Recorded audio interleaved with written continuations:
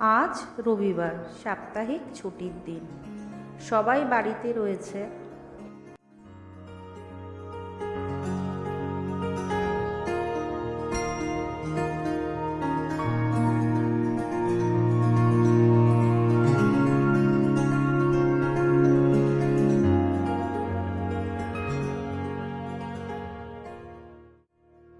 তাই সপ্তাহের অন্য দিনগুলো অর্থাৎ সোমবার থেকে শনিবার একসাথে বসে খেতে খেতে একটু গল্প কথা তার সুযোগই হয় না।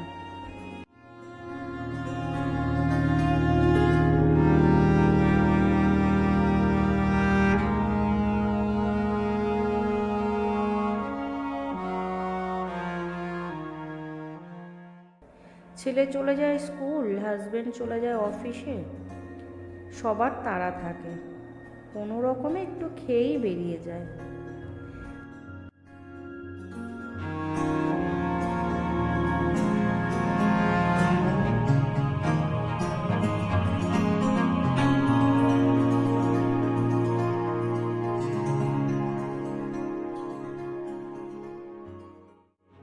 যেহেতু আজ সবাই আছে তাই আজ বানিয়ে ফেললাম ছোলার ডাল আর লুচি।